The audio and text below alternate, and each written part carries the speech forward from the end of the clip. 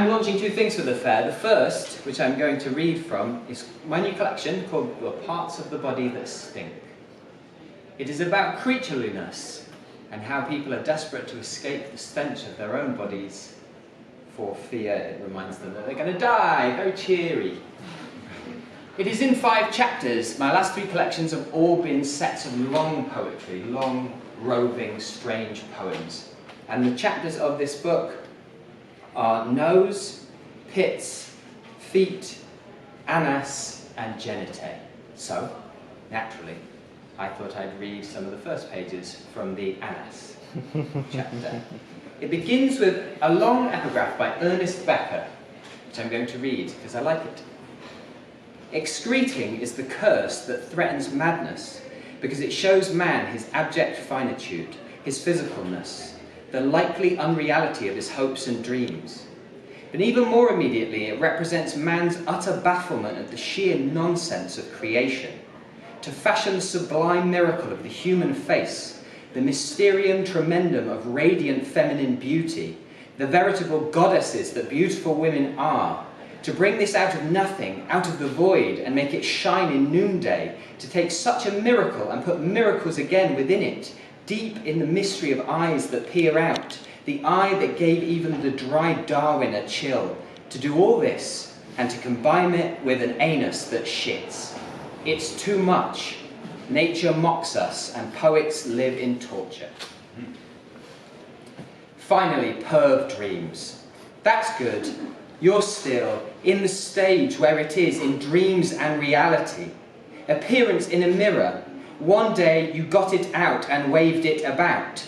During some shits you has. You wore a 9-foot-tall handmade 9-fruit tree to bear the good fruit in reference to the fruit of the Holy Spirit. Way behind now, you're sweating and the turtle.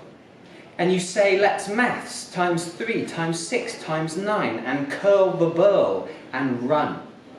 And other times you realised why you wasn't popular. And then turned blue, blue-brown, yellow, the rites of ordure excreting in boredom or wanton pleasure lead you to think of others doing so. You think of the parents of Beatrice, who draws a close stool to the fire and voids in the presence of their children. You think the old way, left hand, now right hand, and shake. Strict tenets to defecation in sacred burial places.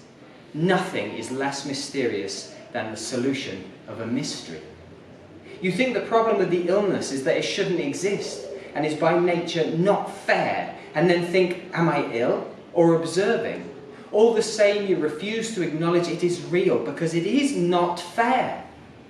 If this boy or girl would just let you have a jar of it, you might let the Lord smite thee with madness and reek and astonishment of heart because you smell worse than shit itself. You, black water breaking into reality, drips like a tap. You eat in a kind of abstraction, knowing it will all come out eventually. Best to forget the process, best to respect is the thing. It is the only commodity you can't buy with money nowadays. But you ask, how authentic is a movement? Really, you wouldn't worry if I was you.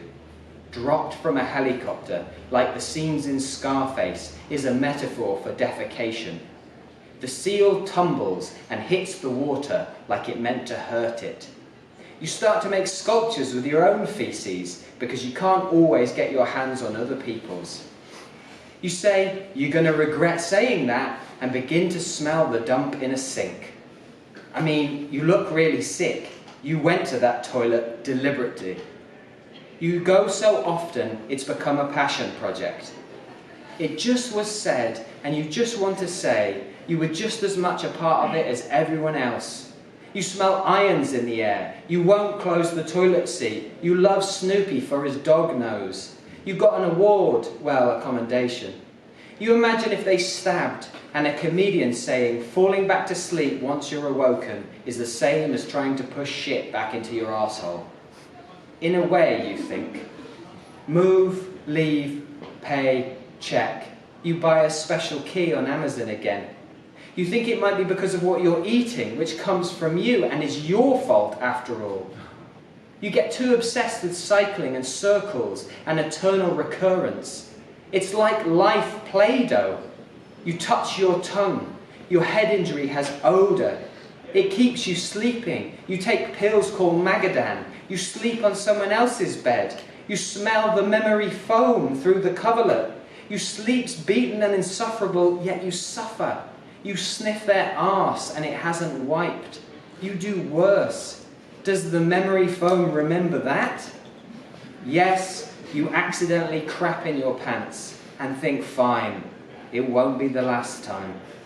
And you keep on in the bus with wet calves, yet apotheosis of realization, you finally know why you got so stinky, so you could do what others don't want to do. Thank you.